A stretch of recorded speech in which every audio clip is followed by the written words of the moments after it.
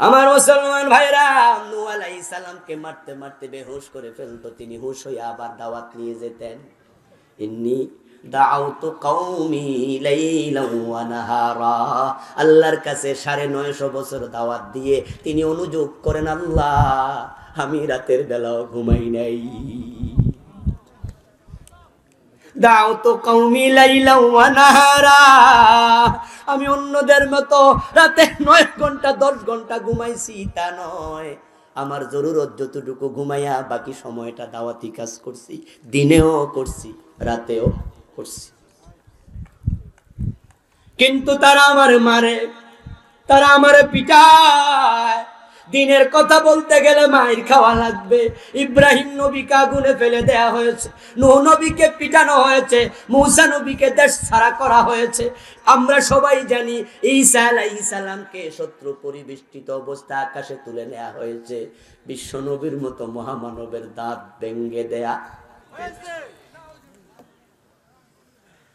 মক্কার দারুন নাদওয়াতে তারা সিদ্ধান্ত নিয়েছে, লা তাসমাউ লিহাদাল কুরআনি ওয়ালগাউ ফীহি লাআল্লাকুম তাগলিবুন। মুহাম্মাদের কোরআন শুনতে যাওয়া যাবে না, যদি কোরআনের কথা বলে গন্ডগোল লাগায়া দাও। নবী মুহাম্মদকে হত্যার জন্য দারুন নাদওয়াতে সিদ্ধান্ত নিয়েছে, উনি হিজরত করে যাবেন তাও হবে না, যদি জীবিত ধরে আনতে পারো অথবা কল্লা কেটে আনতে পারো 100 লালট পুরস্কার দেয়া হবে।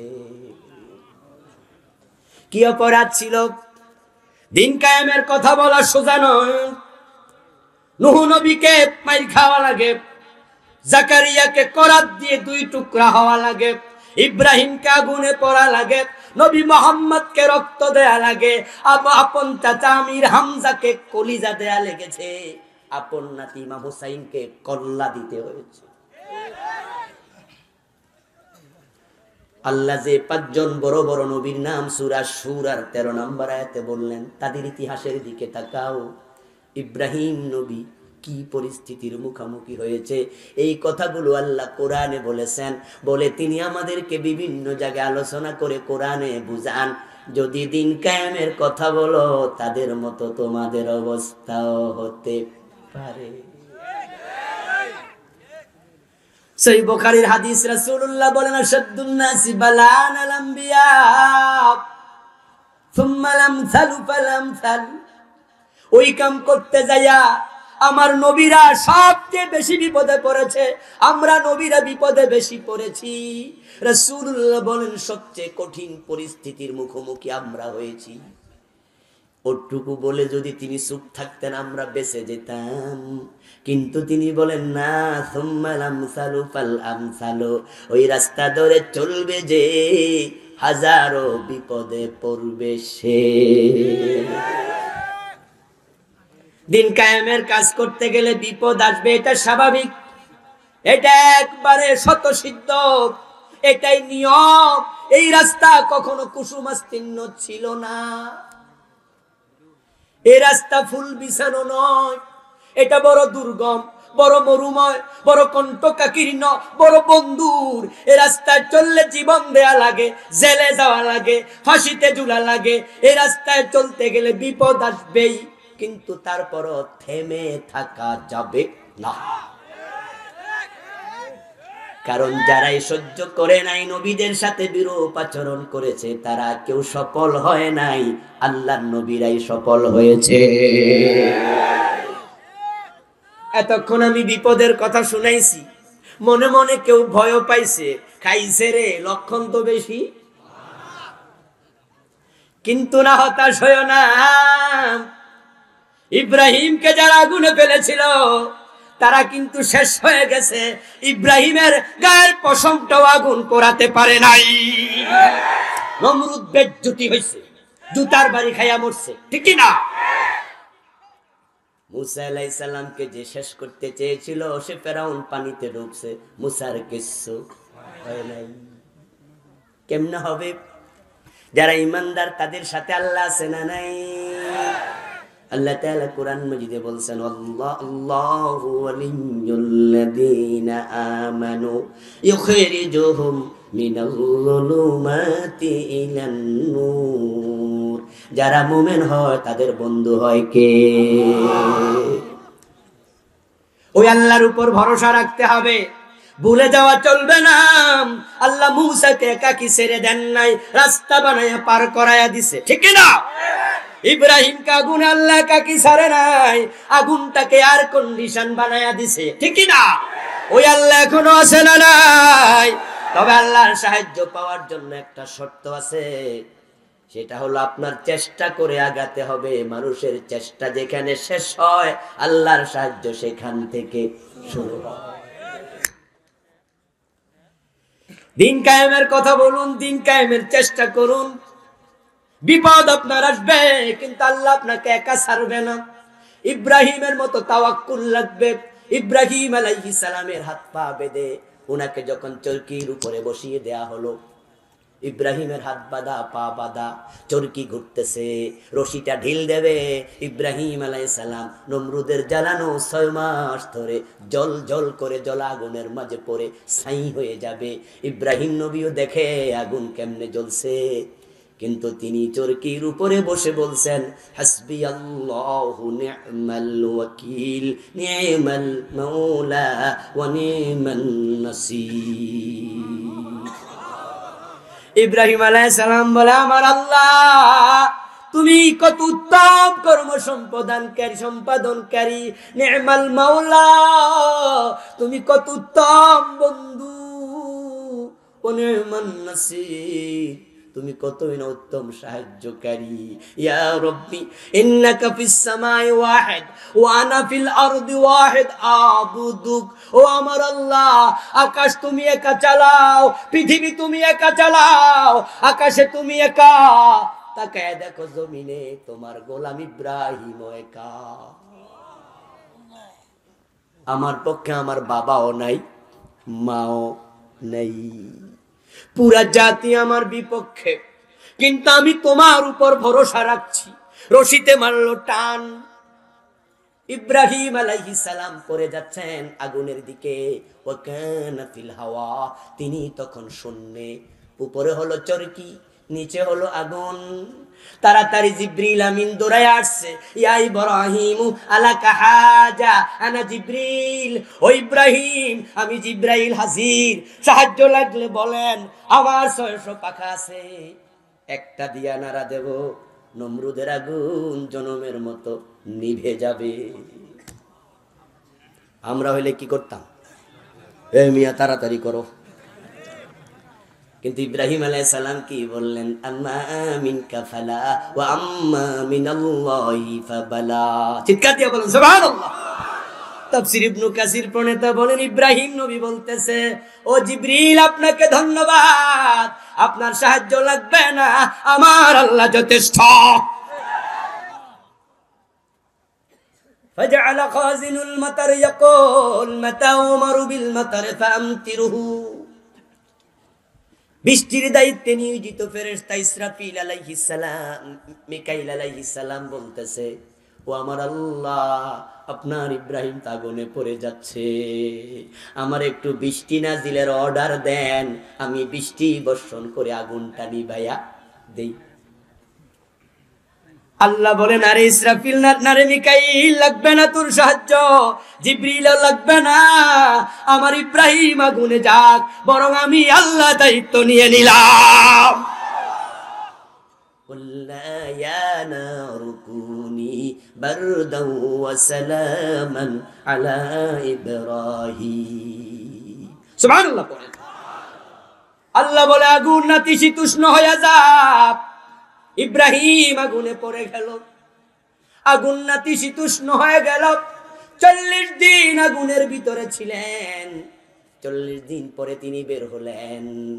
আগুন তার গায়ের জামা দূরের কথা, গায়ের পশমটাও টাচ করে নাই।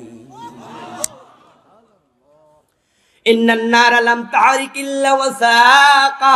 রাসূলুল্লাহ বলেন, তার গা ধরে নাই, চামড়া ধরে নাই, পশম ধরে নাই, কিন্তু হাত পা বেঁধে আগুনে ফেলেছিল, ওই রশিটা খাইয়া তারে মুক্ত করেছে।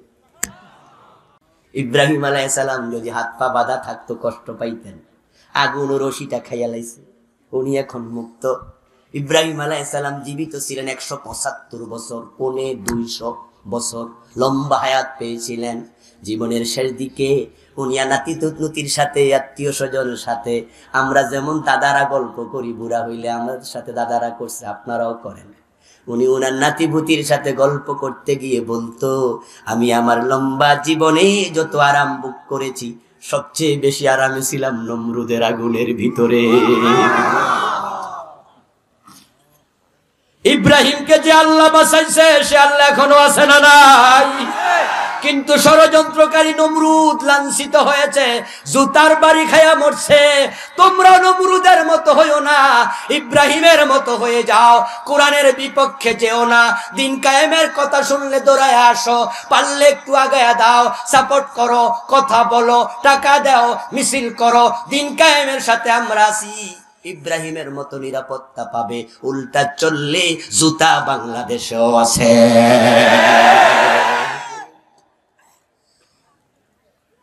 ও ভাই, নমরুদের লোকেরা নমরুদের শত্রুতা করে নমরুদকে জুতা দিয়ে পিটায় নাই, ওর সাথে শত্রুতা ছিল না। বরং আল্লাহ তাআলা ইতিহাসে পাওয়া যায় একটা ঠ্যাং ভাঙ্গা মশা নাকের ভিতরে দিয়া ঢুকায়া কইছে, তুই ছাদে চলে যা। একটা পঙ্গু মশা, সুস্থ সবল মশাও না, ওই ঠ্যাং ভাঙ্গা মশা নাকে দিয়া ঢুকে মস্তিষ্কের উপরে বসে কিটকিট করে কামড় দেয়। ওই মশারে সেখানে পাঠাইছে কে? নুমলি লাহুম ইন্না কাইদি মাতিন।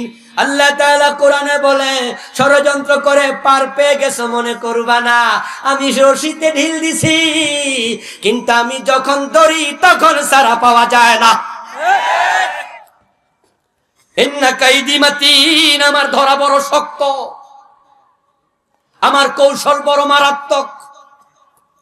ইন্না বাতশা রাব্বিকা লাশাদীদ। ও নবী মুহাম্মদ, কারা আপনার দাঁত ভেঙেছে আমি দেখেছি, কারা পাথর মেরেছে আমি দেখেছি। আমি আল্লাহ চাইলে ফেরেশতা পাঠায়া পাথর সরাইয়া দিতে পারতাম, কিন্তু সরাই নাই।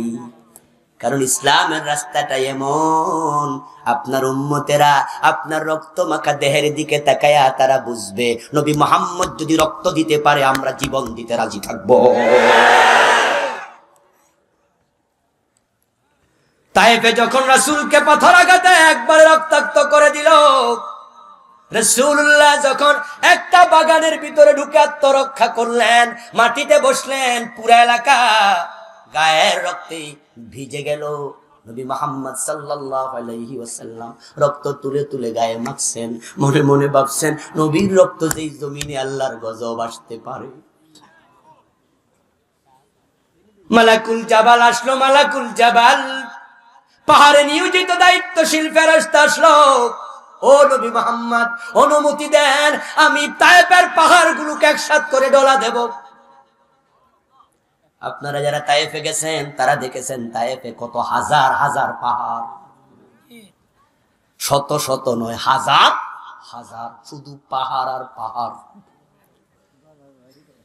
তায়েফে মাহফিল করার জন্য 3-4 বার গিয়েছি। আমার বন্ধু অনেকগুলো প্রোগ্রাম সেখানে করেছি, আলহামদুলিল্লাহ। ওই তায়েফে রাসূল সাল্লাল্লাহু আলাইহি ওয়াসাল্লাম রক্তাক্ত ফেরেশতা এসে বলে কিনা পাহাড় দিয়া ডলা দেবে। নবী মুহাম্মদ তো বলতে পারতেন, ও মিয়া ফেরেশতা, তোমার গায়ে এত বল যদি থাকে এখন পাহাড় তোলা দিয়া তুমি ডলা দিতে পারবা, পাথর যখন পড়ে তখন আইলা না কেন? ছোট ছোট পাথর গুলা যদি সরাইয়া দিতে আমি তো ব্যথা পেতাম না। এখন তায়েফের সবাই মেরে ফেললেও তো রক্ত আর দেহে ঢুকবে না। রাসূলের প্রশ্ন ফেরেশতারে করে নাই, কারণ নবী মুহাম্মদ জানে ফেরেশতা কি নিজে নিজে আসছে না আল্লাহ পাঠাইছে। তো আল্লাহ তো আগে পাঠায় নাই, আল্লাহ বুঝাতে চান দিনের জন্য রক্ত না দিলে দিনের বিজয় হয় না। ইব্রাহিম আলাইহিস সালাম আল্লাহর উপর ভরসা রেখেছেন, সাহায্য এসে গেছে। মুসা আলাইহিস সালাম যখন পালাতে পালাতে হিজরতের রাস্তায় বাহরে আহমারের সামনে গেলেন, লোহিত সাগর, মিশর, বাহরে আহমার, যেখানে ফেরাউন ডুবে মরছে, আমাদের দেশের লোকেরা কয় নীল নদে ডুবছে।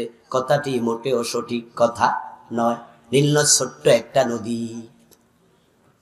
নীল নদের এপারে দাঁড়ায় আমি মোবাইল ওই পারে ছবি তুলছি। যদি শক্তিশালী কোনো বলার জোরে বল মারে, ক্রিকেট বল হতে পারে, ওই পাশে চলেও যেতে পারে।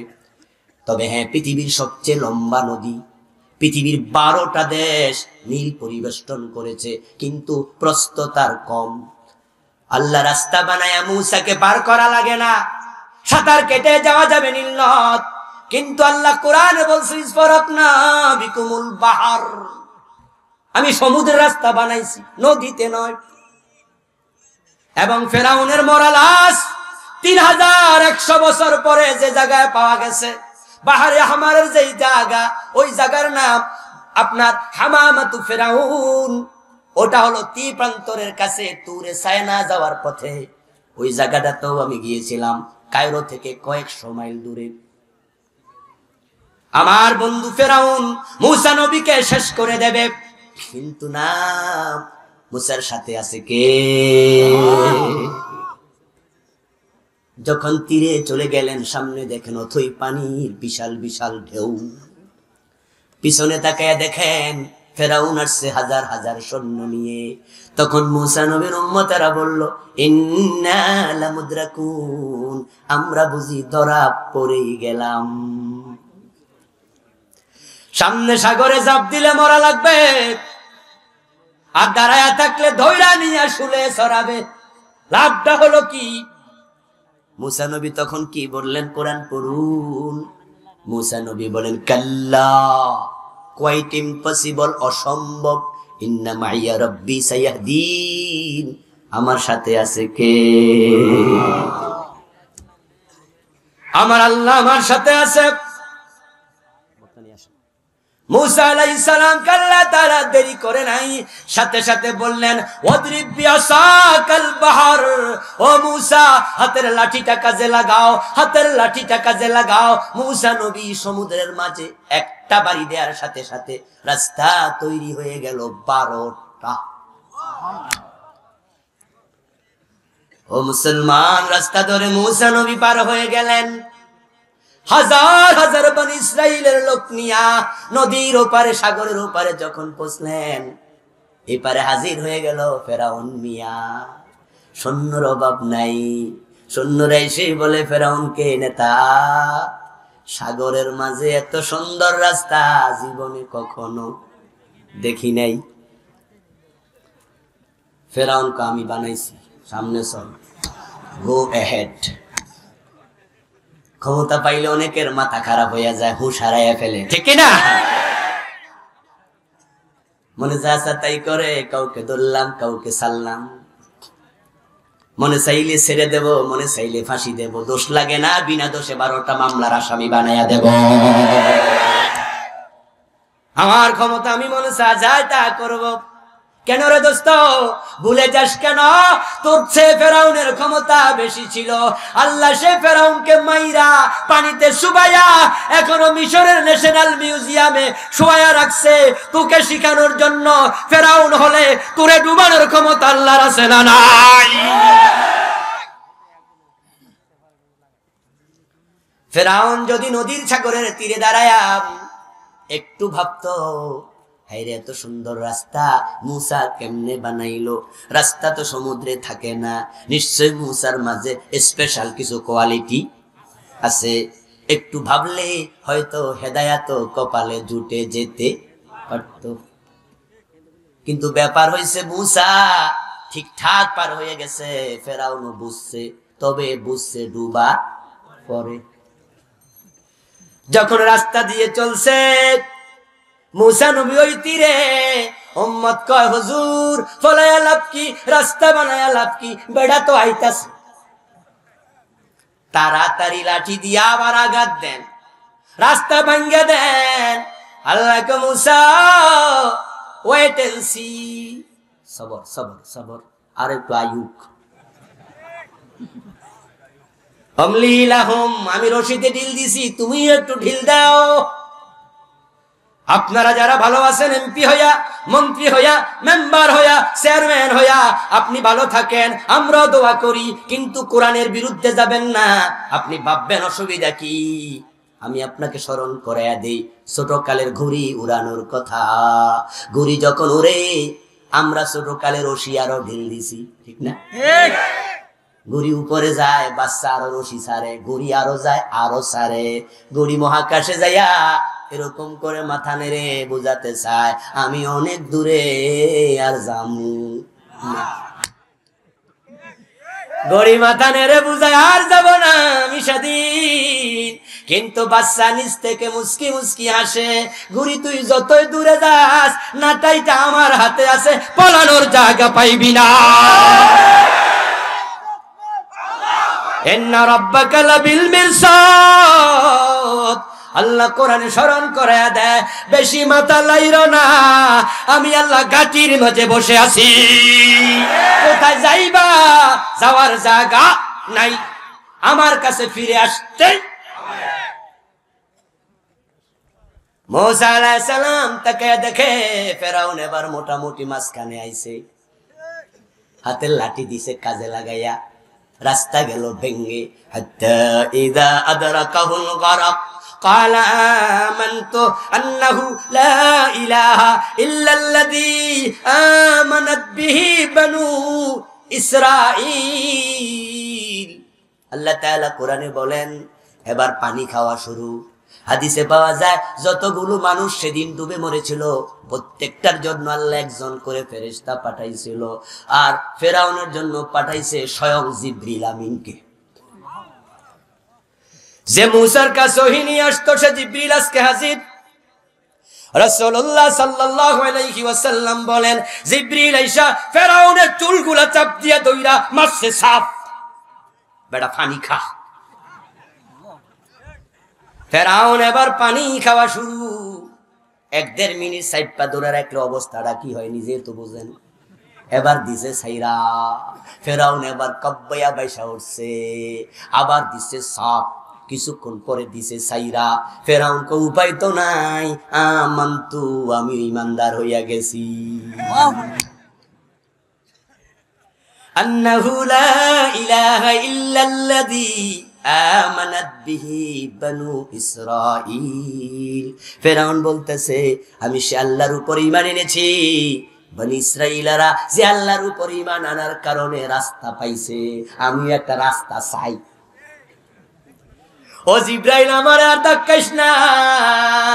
রাসূলুল্লাহ বলেন, জিবরিল আমিন তার মাথা ধরে চাপ দিয়া সাগরের তলে চলে গেলেন। ফেরাউন যখন আমান্তু আমান্তু বলা শুরু করছে, জিবরিল আমিন বলেন আমার ভাবনা উদয় হলো, আবার নি আল্লাহ তারে ক্ষমা কইরা দেয়। যেমনে কোয়া শুরু করছে, আমি সমুদ্র থেকে এক মুষ্টি মাটি নিয়া তার গালের ভিতর ঢুকাই দিলাম। না অসম্ভব, ঝামেলা আছে ভাই, তো নতুন এলাকা না, অসম্মানিত হবে। এটা জিকির করুন লা ইলাহা ইল্লাল্লাহ। আপনারা মেহমান নিয়ে আসেন, মেহমান নিয়ে আসেন।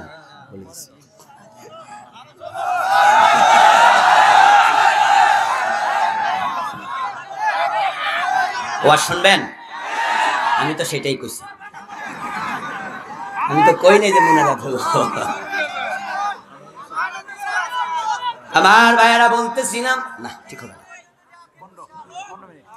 আচ্ছা আচ্ছা, আমার বন্ধু বলতেছিলাম, জিবরিল আমিন মনে মনে ভাবে আল্লাহ রহমান ক্ষমা করে দেয় কিনা, কিন্তু তিনি আবার জানেন মুসা নবীর সাথে যে এমন আচরণ করেছে তার ক্ষমা পাওয়া ঠিক হবে না। গালের ভিতরে মাটি ঢুকাইয়া দিলেন। এখন কেমনে কথা কইব? তবে মাটি ঢুকানোর আগে এসে বলেছে আসলামতু, আমি শুধু আমান্তু না, আমি মুসলমান হইয়া গেলাম। এখন সে আমি মুসলমান হয়ে গেলাম। জিবরিল আমিন গালের ভিতরে দিছে ঢুকাইয়া মাটি, এবার তার কথা বলার ক্ষমতা নাই, দিছে সাইরা। এবার সে কাব্বায় সাঁতার কাটবে, কান আছে খোলা। আল্লাহর পক্ষ থেকে আওয়াজ আসলো, আল আন কদ আসাইতা ক্বাবলু ওয়া কুনতা মিনাল মুফসিদিন। সুবহানাল্লাহ পড়েন। আল্লাহ আওয়াজ করলো, ফেরাউন এখন বুঝলি, তবে বুঝলি রে, ডুবাইয়া বুঝলি, যেটা আমি কিছুক্ষণ আগে কইছি। আমার ভাইয়েরা, নাবিক নৌকা চালায়, খাল পারাপার, বাজারের দিন, লোক উঠছে থুপা, পানি ডুবু ডুবু ডুবু ডুবু নৌকা, মাঝি আল্লাহর হস্তে আর একজন উঠেন না, এক ফ্যাটওয়ালা হে আইসা কয় 40 জন উঠছে, ডোবে না, আমি উঠলে ডুববো, থামবে। মাঝি কো মাফ চাই, রাখ তোর মাফ। হে লাভ দিয়া উঠছে, উঠতে দেরি ডুবতে আর। মাঝি কয় কি কইছি, কয় না বুঝছি। বুঝলি, তবে আমারে ডুবাইয়া। সুতরাং তাওবা আজকে করতে হবে। যারা আল্লাহর আইনের কথা শুনে মন খারাপ হয়, ঈমান তোমার নাই, ঈমান ফিরে পেতে চাইলে তাওবা দরকার আছে না নাই? কিন্তু জিবরিল মালাকুল মউত যদি হাজির হয়, তাওবার কবুল হবে না। হযরত মূসা আলাইহিস সালাম পার হয়ে গেলেন, ফেরাউন গেল ডুবে, শেষ, কিচ্ছা খতম, ফেরাউনের অধ্যায় শেষ। কিন্তু আল্লাহ কয় না না, আমি তোরে শেষ হইতেও দেব না। আলিয়াউমা নুনাজ্জিকা বিবাদানিকা লিতাকুনা লিমান খালফাকা আয়া। আল্লাহ তাআলা কোরআনে বলেন, ফেরাউন তোরে পানিতে ডুবাইলাম, কিন্তু পচতে দেব না, গলতে দেব না। সাগরের মাঝে হাঙ্গর তিমি আছে না নাই? কথা বলেন, আছে না নাই? তিমি মাছ যদি একটা মানুষের গিলে খাইতে চায়, আমরা যেমন একটা বাঘ গিলি, আরো শোনো,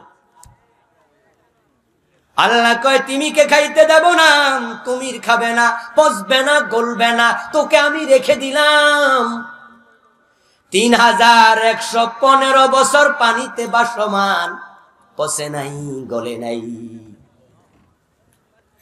ওকে পেয়েছে 1885 সনে, সম্ভবত 1885, আজ থেকে 150 বছর আগে পেয়েছে। মিশরে পিরামিডে রেখেছে, এখন ন্যাশনাল মিউজিয়ামে এমন ভাবে আল্লাহ তারে রেখে দিছে, এখনো আপনি গেলে দেখবেন তার হাতের নখগুলো, দেখেছি মনে হয় কালকে মারা গেছে, নখগুলো পচন ধরে নাই। আমি তার কানের পাঁচের চুলগুলো দেখলাম, চোখ দিয়া গোড়ায়া গোড়ায়া দেখছি। আল্লাহ যে কয় তোরে আমি রেখে দিছি, চামড়ার সাথে মাংস মিটে গেছে, কিন্তু পচে নাই, গলে নাই। কেন রেখেছেন?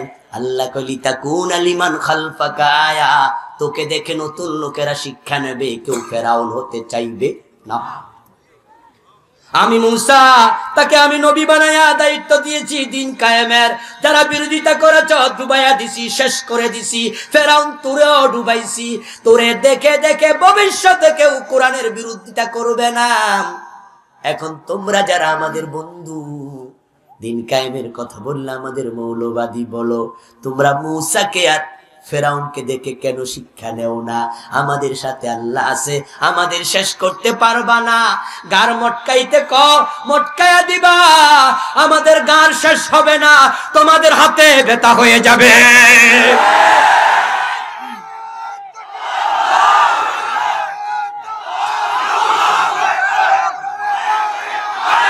আমার ভাইয়েরা, আমাদের সাথে খেলা হবে, খেলা হবে। একজন কয় খেলা হবে, আরেকজন কার মটকায়া দেমু, আরেকজন কয় হাত ভেঙ্গে দিমু। আইনের পোশাক পরে বেআইনি কথা বলার খেসারত তোমাকে দিতে হবে। আলেম ওলামাদেরকে ফকির বলো, গবেট বলো, হেও করে কথা বলো। তোমার বাবার জানাজা তুমি পড়বা, আলিফ বা তা সা পড়ে কোরআনের ব্যাখ্যা করবা। পেয়েছটা কি? হিস্টাসিনের নাম, প্যারাসিটামলের নাম মুখস্থ করে ডাক্তার যেমন হওয়া যায় না, আলিফ বা তা সা পড়ে ফতুয়া দেয়া চলবে না।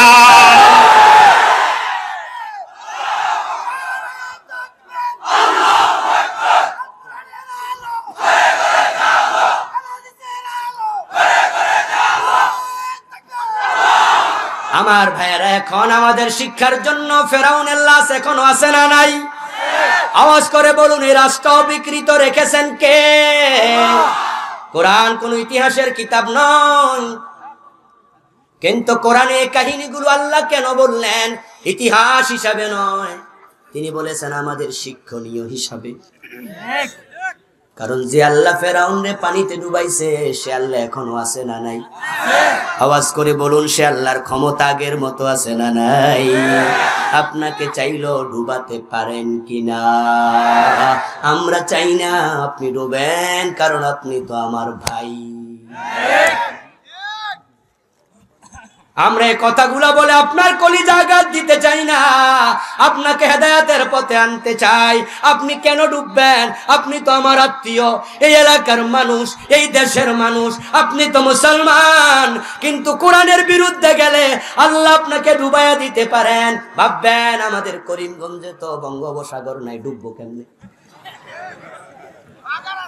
আমি বলবো দোস্ত, ডুবানোর জন্য সাগরের কাছে যাওয়া লাগে না। সাগরের পানিকে আপনার ঘরে ঢুকাইয়া ডুবানোর ক্ষমতা আল্লাহর আছে না? কোথায় ইন্দোনেশিয়া, কোথায় ইন্দোনেশিয়ার বালি দ্বীপ, সমুদ্রের 4000 ফিট গভীরে 9 মাত্রার ভূমিকম্প হয়েছিল। এফেক্টেড হয়েছে শ্রীলঙ্কা, এফেক্টেড হয়েছিল ভারত, বাংলাদেশও কুয়ার পানি উপরে উঠে গেছে। ওই বালিদ্বীপে আমি গিয়েছিলাম, 2-3 দিন ছিলাম সেখানে। আমি 3 তলা 5 তলা বিল্ডিং দেখেছি, এর চেয়ে বেশি বড় বিল্ডিং দেখি নাই। সেখানে নাকি ঢেউ উঠেছিল 30 ফিট উঁচু, 30 ফিট। আমাদের দেশের বিল্ডিং গুলো 10 ফিট উঁচু হয়, এক একটা ফ্লোর 8 ফিট 9 ফিট 10 ফিট। 3 তলা বিল্ডিং 30 ফিট উঁচু যদি হয়, যে ঢেউটা এসেছিল, যারা ডুবেছে সমুদ্রে ছিল, তারা ঘরে যারা ছিল তাদের ঘরের ভিতরে পানি, 3 তলা বিল্ডিং ও ডুবে গেল। আল্লাহর ক্ষমতা কত বেশি! যদি ঠ্যাংবঙ্গা মশা পাঠায় আল্লাহ নমরুদের বেজ্জতি করতে পারে, কোরআনের বিরুদ্ধে গেলে তোমার মায়ের কোলে বসায়া তোমার বেজ্জতি করার ক্ষমতা আল্লাহ আছে। এই জন্য নবীদের দিকে তাকায়া কোরআনের কথা মাথায় রেখে দিন কায়েমের পথে আগায়া যেতে হবে। আমার বন্ধু হতাশ হবেন না, আল্লাহর সাহায্য আমাদের কাছে কাছে, খুব কাছে। শর্ত হলো আমাদের আগাতে হবে। ইন তানসুরুল্লাহ ইয়ানসুরকুম। উম্মতের সাহায্য পাওয়ার জন্য শর্ত হলো আগে নিজেরা আগাতে হবে। আমরা যদি না আগাই, মসজিদের কোনায় ঢুকে দোয়া করলে সাহায্য আসবে না। নবী মুহাম্মদকে আল্লাহ সাহায্য করছে 5000 ফেরেশতা পাঠায়া বদরে, ঠিক কি না? 5000 ফেরেশতা পাঠাইছেন। মুসলমান ছিল 313 জন মাত্র। আল্লাহর নবী মসজিদের কোনায় ঢুকে 313 জন মুসলমানকে নিয়ে যদি দোয়া শুরু করে দিতেন একবারে বেশি করে, আল্লাহ, আবু জেহেলের সাথে আমরা যুদ্ধ করতে কেন যাব? তোমার তো শক্তির অভাব নাই, তুমি তাদেরকে শেষ করে দাও। আবু বকর ওমর বলতো আমিন, সুযোগ তো ছিল। কিন্তু নবী মুহাম্মদ মসজিদের কোণে ঢুকে দোয়া করেন নাই। দোয়া তিনি করেছেন বদরে যাওয়ার পরে। যখন যুদ্ধের ব্যূহ রচনা হলো, রাসূলুল্লাহ তাকে দেখেন সাহাবাদের যারা মুজাহিদ, অনেকের হাতে তলোয়ার নাই, ডাল নাই, বরং খেজুর গাছের ডালা হাতের মাঝে যুদ্ধের মাঠে আসছে। হযরত বেলাল, হযরতে খাব্বাব, হযরতে খুবাইব, যারা জীবনে কোনোদিন যুদ্ধের মাঠে যায় নাই, মানুষের ঘরে ছিল তারা দাস দাসী। আজকে তারা যুদ্ধ করবে 1000 কাফেরের বিরুদ্ধে, যারা এসেছে উট নিয়া, বড় বড় নাঙ্গা তলোয়ার নিয়া। বিশ্বনবী ভাবলেন অসম যুদ্ধে বিজয়ী হওয়া কঠিন, আল্লাহর সাহায্য দরকার আছে না নাই? রাসূলুল্লাহ এবার হাত তোলো, সুবহানাল্লাহ পড়ে। দোয়াটা যুদ্ধের মাঠে গিয়ে করো, রাস্তায় নেমে করো, কাজ করার পরে করো। মসজিদের কোনায় ঢুকে করবা না। রাসূল মসজিদের কোনায় ঢুকে না, জিহাদের মাঠে গিয়ে করছে। দোয়া শুরু, আল্লাহুম্মা আনজিজ ওয়াদাক ইন্না ওয়াদাকাল হক, আল্লাহুম্মা ইন্নাকা কুলতা ফিল কুরআন ওয়া কানা হাক্কান আলাইনা নাসরুল মুমিনিন, আল্লাহুম্মা ইনতাহলিক হাযিহিল আসাবাতু লান তুবাদা আবাদা। বিশ্বনবী দোয়া করতে করতে হাত তুললেন এইভাবে, গায়ের মাঝে চাদর ছিল, একটা অংশ মাটিতে পড়ে গেল। হযরত আবু বকর এক কদম আগায়া চাদরটা রাসূলের কাঁধে তুলে দিয়ে কয়, রাসূল হাত নামান, আমার বিশ্বাস দোয়া কবুল হয়ে গেছে। রাসূলুল্লাহ বলে, আল্লাহ তুমি ওয়াদার বাস্তবায়ন করো, তুমি তো কোরআনে বলছো ওয়া কানা হাক্কান আলাইনা নাসরুল মুমিনিন, মুমিনদেরকে সাহায্য করা কার দায়িত্ব? জোরে বলেন কার? ও আল্লাহ তুমি সাহায্য করো। ইনতাহালি খাযিহিল আসাবাতু লান তুবাদা বাদা, সাহায্য যদি না করো এই ছোট্ট 313 জন পালায়া যাব না, পালাইতে আসি নাই, যুদ্ধ করতে করতে শহীদ হয়ে যাব। তবে খোদা এই ছোট্ট দল যদি আজকে শেষ হয়ে যায়, জমিনে তোমার ইবাদত করার আর কেউ থাকলো না। আল্লাহর হাবিব আবু বকর সিদ্দিক বলে, হাত নামান, আমার বিশ্বাস আর লাগবো না, কবুল হয়ে গেছে। রাসূল সাল্লাল্লাহু আলাইহি ওয়াসাল্লাম হাত নামালেন। কিছুক্ষণ পরে জিবরিল আমিন হাজির, আল্লাহ তাআলা ওহী পাঠাইয়া দিলেন, ঠিক আছে, ইস্তাস্তাগীসুনা রাব্বাকুম ফাস্তাজাবা লাকুম ইন আন্নী মুমিদ্দুকুম বিআলফিন মিনাল মালাইকাতি মুরদিফিন। ও নবী মুহাম্মদ এবং মুসলমানেরা শোনো, তোমাদের দোয়া আমি কবুল করেছি, 1000 সৈন্য পাঠালাম ফেরেশতা। কাফের কতজন? জোরে বলেন কতজন? ফেরেশতা পাঠাইছে কতজন? তাহলে 1:1, অতিরিক্ত 313। এখন একজন কাফেরের সাথে একজন ফেরেশতা যুদ্ধ করবে, 313 জন ফান খাইলেও চলবে। সাহাবায়ে কেরাম তো খুশি, আনন্দ ধরে না। আল্লাহ কয়, খুশি যেহেতু হইছো, আমি আরো খুশি করতে চাই। জিবরিল আমিন আবার হাজির হই নিয়ে আল্লাহ বলে, বিসালাতাতি আলাফিন মিনাল মালাইকা, 1000 নয় 3000 ফেরেশতা পাঠালাম। এখন কি 1:3? কাফের একজন, 3 দিকে ফেরেশতা দাঁড়াবে কয়জন? 3 জন। বেড়া সামনে সব। মুসলমানরা তো খুশি, আল্লাহকে আরো খুশি করে দেব, আমি তোমাদের সাথে আছি, আমি তোমাদের সাথে আছি। বিখামসাতি আলাফিন মিনাল মালাইকাতি মুসাওবিমিন, আমি আল্লাহ তোমাদের সাহায্যের জন্য 5000 ফেরেশতা পাঠাইয়া দিলাম। 5000 ফেরেশতা এসে গেছে বদরে। ও মুসলমান, সুযোগ থাকলে হজে গেলে, উমরায় গেলে বদর দেখে এসো। বদরের মাঠে গেলে এখনো মনে হয় ফেরেশতার পায়ের চিহ্ন লেগে আছে। আল্লামা ইকবাল বলছেন, ফেজায়ে বদরে ফায়দা কুন, ফেরেশতে তেরি নুসরত को उतर सकते गिरदों से कतार अंदर कतार दी। আল্লামা ইকবাল বলে, তোমরা যদি আজও বদরের সেই মুমিনের মতো, সাহাবাদের মতো ঈমান অর্জন করে রাস্তায় নামতে পারো, তোমাদের সাহায্যের জন্য আজকেও ফেরেশতা নাজিল হবে। এটা আল্লাহর ওয়াদা।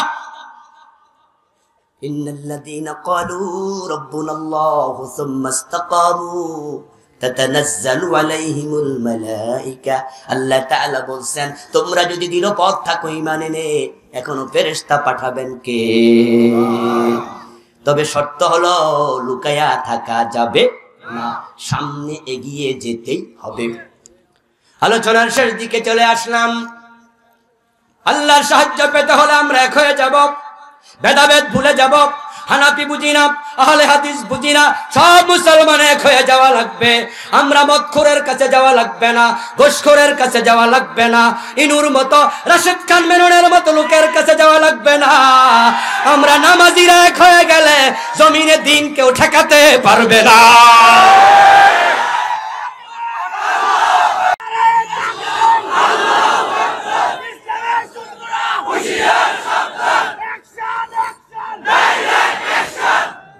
কোনো অ্যাকশন দরকার নাই,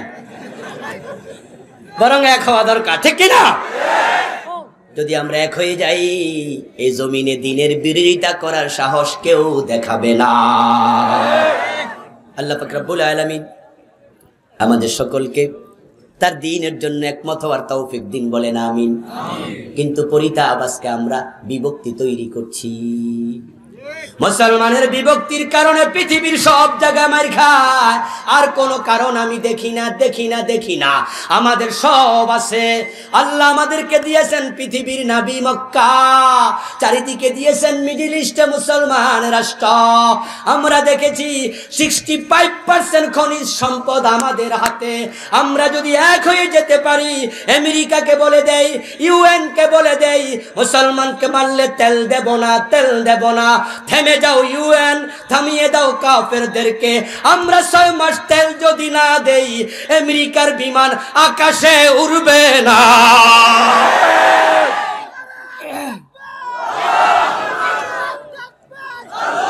আমার ভাইয়েরা, বিশ্ব মানচিত্রে তাকালে দেখবেন আমেরিকা পৃথিবীর এক কোণা, ঠিক কি না? পৃথিবীর মাঝখানে আমরাই আছি। আমেরিকা পৃথিবী শাসন করে আমাদের দুর্বলতার কারণে, শুধু আমাদের বিভক্তির কারণে।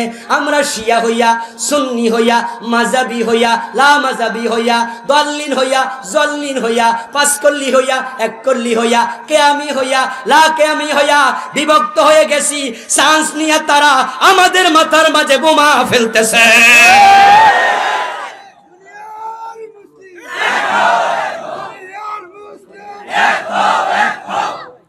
আমার বন্ধু, এই যে আমাদের প্রিয় মাতৃভূমি বাংলাদেশ, তাকে দেখো বন্ধু, আলেমদের এক ঐক্য নাই।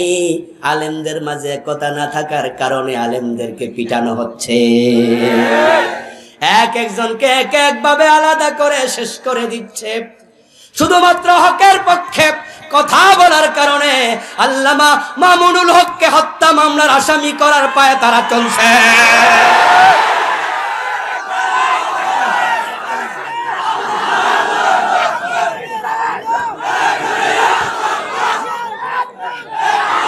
আমার ভাইয়েরা, যদি আমরা এক না হই, ভবিষ্যতে আরো বিপদ আছে না নাই? আপনি বলবেন আফগানিস্তানে মারে, আমার কি, আমারে তো ডলার দে। কাশ্মীরে মারে ভারত, বাংলাদেশে তো চাইল দে। মায়ানমারে মারে মুসলমান, বাংলাদেশে তো পেঁয়াজ দে, বড় বড় পেঁয়াজ। আমারে তো আর মারে না। হেরে মারলে আমার কি? ভুলে যেও না, সামনে তোমারও বিপদ আছে। মায়ানমারের মুসলমান পালানোর জায়গা পাইছে, আমাদের পালানোর জায়গাটাও নেই। ওই যে বলে থাকি, বাজার থেকে ছাগল কিনে আনছে, ছাগল কিনে আনছে মালিক, বেঁধেছে এনে রাতে ঘরে। ছাগল তাকায়া দেখে খুঁটির সাথে বেঁধা আছে একটা গাদা। কি গাদা বাদা ছাগল এক জায়গায়। এই কি হলো, বক্তা আনেন না কেন?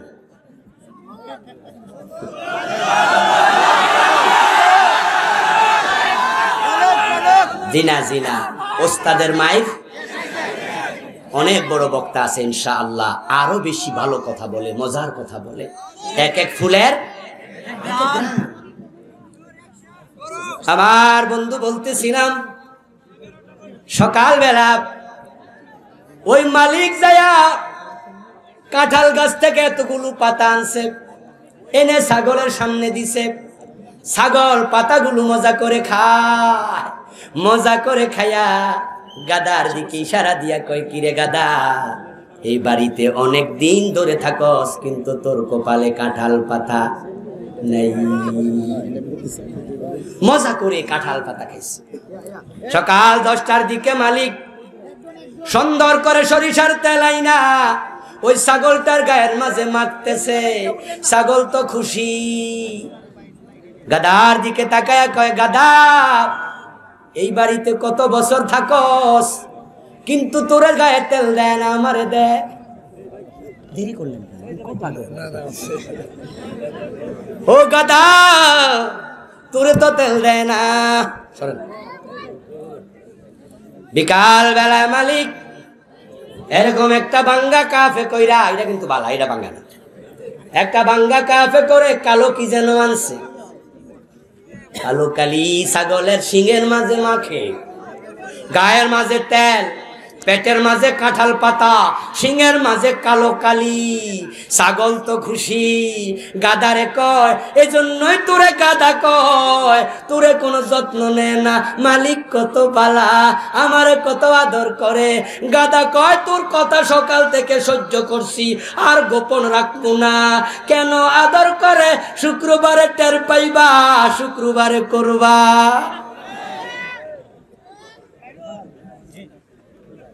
ডলার পায়া, পেঁয়াজ পায়া, চাল পায়া খুশি হয় না। সামনে ও মুসলমান, ঐক্যবদ্ধ না হলে তোমাদেরও কোরবান আসছে। আল্লাহ দ্বীনের জন্য এক হওয়া দরকার আছে না নাই? আল্লাহ তাআলা আমাদের সকলকে তার দ্বীনের জন্য ঐক্যবদ্ধ হওয়ার তৌফিক দিন বলি আমিন। সম্মানীয় ভাইয়েরা,